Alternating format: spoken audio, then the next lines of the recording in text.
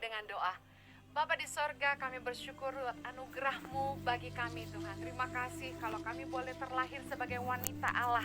Bapa berdoa agar firman-Mu sebentar boleh mengajar kami, membentuk kami, membuat kami semakin menyenangkan Tuhan, menjadi wanita yang berkenan di hati Tuhan. Ajar kami kebenaran firman-Mu dengan bahasa yang mudah kami mengerti, supaya kami bisa menghidupinya dalam hidup kami.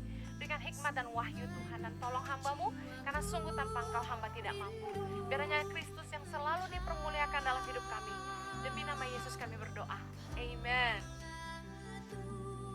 Hari ini saya akan menyampaikan firman Tuhan tentang arti kesuksesan hidup bagi wanita.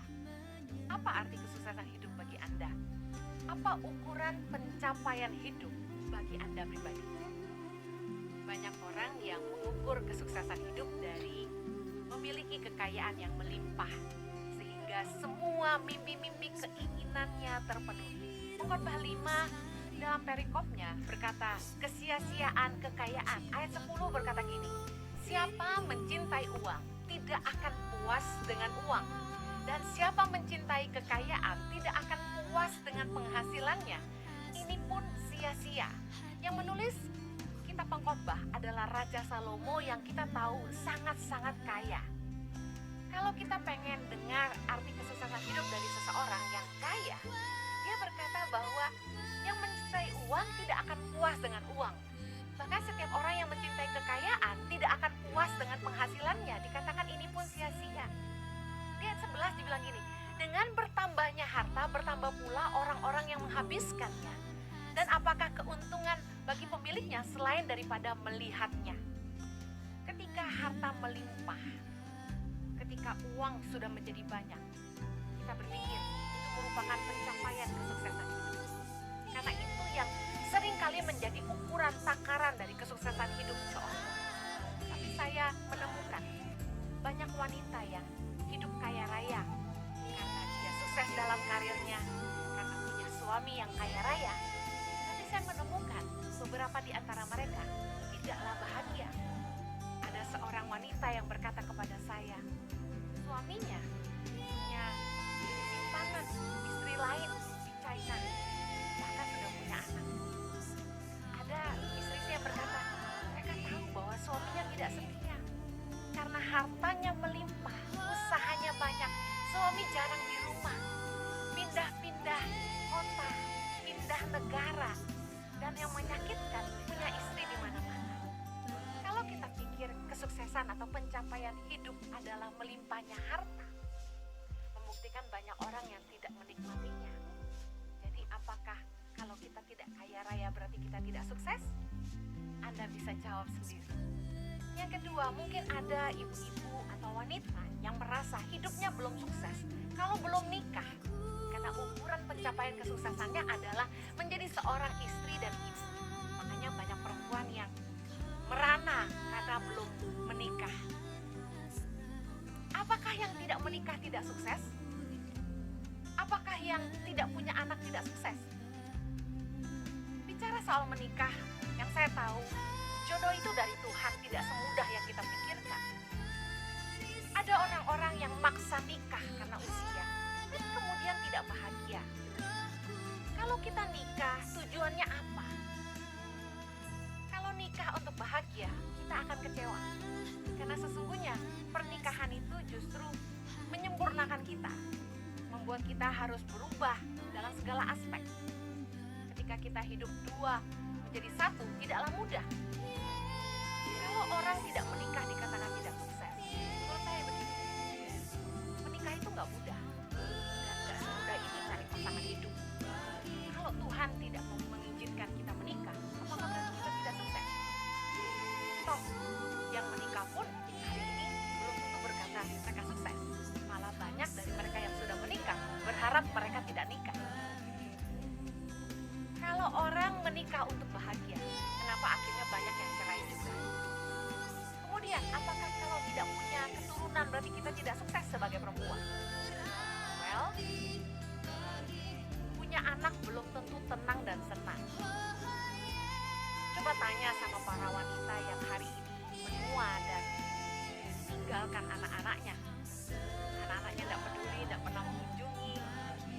merawat mereka di hari tua, tidak sayang mamahnya. Makanya Yesus berkata dalam Lukas 23 ayat 29 begini, sebab lihat, akan tiba masanya, orang berkata, berbahagialah perempuan mandul dan yang rahimnya tidak pernah melahirkan, dan yang susunya tidak pernah menyusui. Kenapa Yesus bilang gitu? Karena ketika orang punya anak, belum tentu mereka punya anak yang sungguh-sungguh bisa mengasihi mereka, bisa merawat mereka di hari tua, anak-anak yang bisa menyenangkan hati mereka. Jujur aja, kita yang punya anak hari ini, ada saja kadang-kadang hal-hal yang melukai hati kita. Ketika anak-anak kecil kita rawat dengan sepenuh hati, kita kasihi, tapi ketika mereka tumbuh dewasa, begitu banyak hal yang membuat kita harus mengelus dada. Kalau wanita tidak punya keturunan, apakah mereka tidak sukses? Sementara anak adalah upah dari Tuhan. Kalau Tuhan gak kasih keturunan, berarti Tuhan punya rencana. Rencana apa, Bu Heni? Banyak anak-anak di luar sana yang gak punya figur orang tua yang baik. Anak-anak yang lahir dan ditelantarkan. Begitu banyak anak-anak yang gak punya orang tua yang bisa mengasihi dan merawat mereka. Kalau kita tidak diberi keturunan biologis, kenapa kita tidak berpikir bagaimana kita bisa jadi mama buat banyak anak-anak di luar sana? Saya percaya bahwa punya anak, tidak punya anak, Tuhan tetap baik sama kita. Tuhan pasti punya rencana. Apakah ukuran sukses adalah memiliki karir, menjadi wanita karir, punya prestasi, punya jabatan tinggi? Kenyataannya, karir dan jabatan seringkali mengorbankan keharmonisan dalam rumah tangga. Ketika kita punya karir, agak kesulitan berbagi waktu untuk keluarga, untuk bisa mendidik anak-anak kita, mengurus rumah tangga. Tidak banyak orang yang punya privilege untuk bisa melakukan keduanya dengan baik. Apakah kalau kita jadi wanita karir itu sebuah ukuran kesuksesan? Bagaimana dengan ibu-ibu yang hanya menjadi ibu rumah tangga? Apakah itu tidak sukses? Karena menurut saya, menjadi ibu rumah tangga juga tidak mudah. Tergantung Tuhan menciptakan kita dengan talenta apa.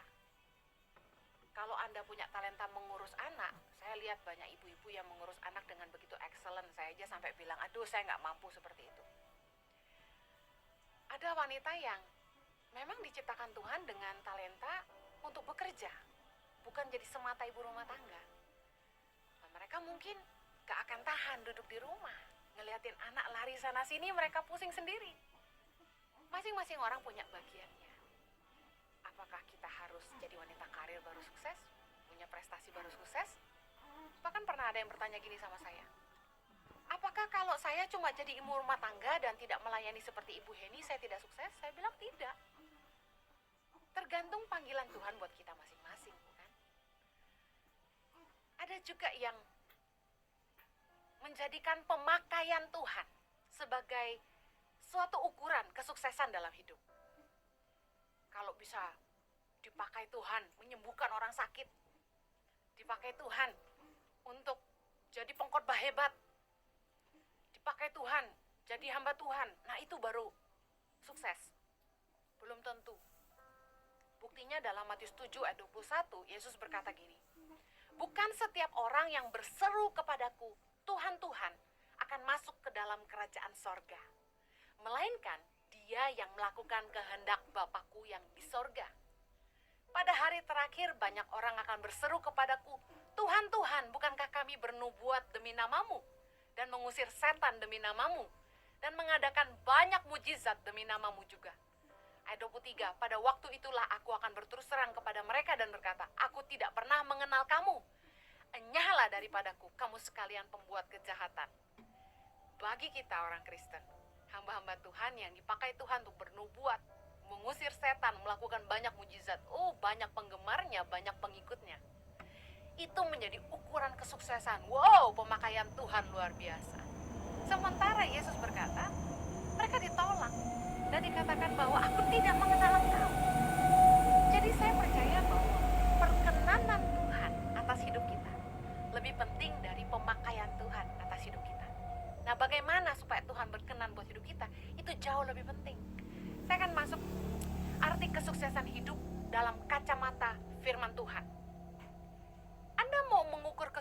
itu dari kacamata manusia atau dari kacamata Allah? Kalau saya lebih penting sukses di mata Allah. Sukses hidup kita di kacamata Allah adalah ini. Yang pertama, menjadi hamba yang baik dan setia. 2 Timotius 4 ayat yang ke-7, Rasul Paulus berkata gini, aku telah mengakhiri pertandingan yang baik. Aku telah mencapai garis akhir dan aku telah memelihara iman. Ayat ini seringkali dipakai di batu-batu nisan sebagai sebuah statement bahwa kita telah mengakhiri pertandingan dengan baik dan memelihara iman sampai akhir. Saya percaya Rasul Paulus meyakini bahwa orang-orang yang melakukan tanggung jawabnya di bumi dengan baik dan terus memelihara iman mereka sampai akhir, merekalah orang-orang yang berhasil. 2 Timotius 4 ayat ke-8 berkata begini, sekarang telah tersedia bagiku mahkota kebenaran yang akan dikaruniakan kepadaku oleh Tuhan, hakim yang adil pada harinya, tetapi bukan hanya kepadaku, melainkan juga kepada semua orang yang merindukan kedatangannya. Bagi Rasul Paulus, dia telah mengakhiri pertandingan dengan baik. Dalam hidup ini, kita ada di gelanggang pertandingan, kata Rasul Paulus.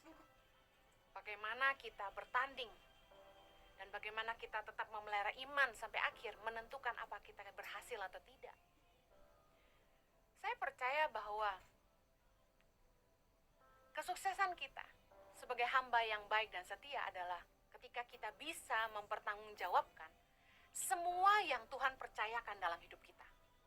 Masing-masing kita punya tanggung jawab yang berbeda sesuai dengan porsi yang Tuhan percayakan kepada kita masing-masing. Dan setelah selesai, kita diterima di kerajaan kekal.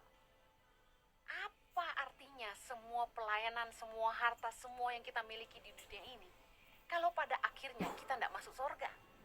Bagi saya, kesuksesan hidup adalah ketika kita bisa menyelesaikan semuanya dan menyelesaikan dengan baik dan tetap mempertahankan iman sampai akhir.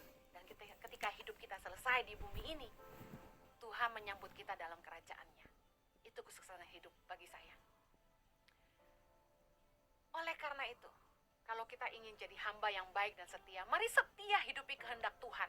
Mau nikah, mau tidak nikah, mau punya anak, tidak punya anak, sebagai penguasa atau hamba, sebagai pengusaha atau pegawai, sebagai orang tua atau kakak atau adik atau ibu atau bapak, mentor, guru, penginjil, sebagai pemerintah ataupun rakyat, mari lakukan bagian kita dengan setia.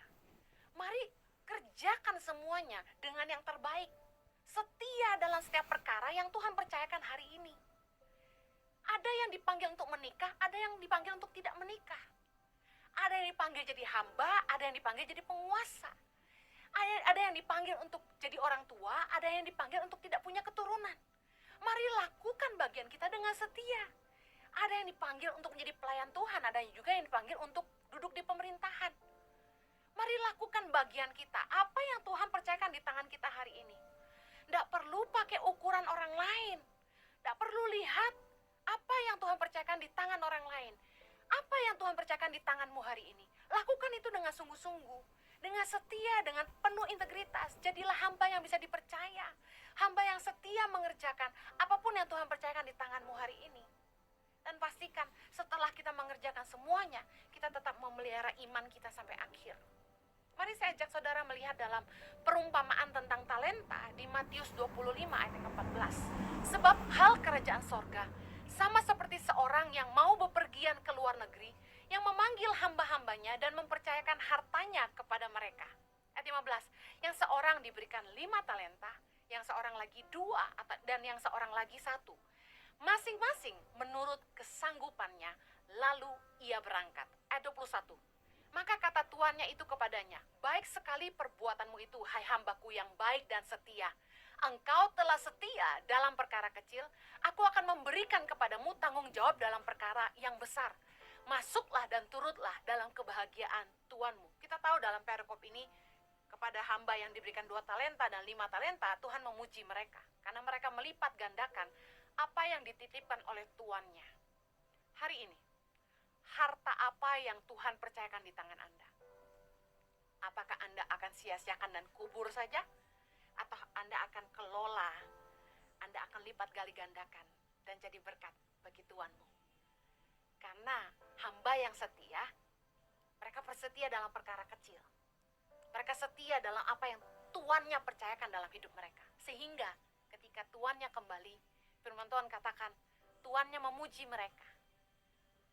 Dikatakan bahwa engkau telah setia. Engkau dikatakan, baik sekali perbuatanmu, hai hambaku yang baik dan setia.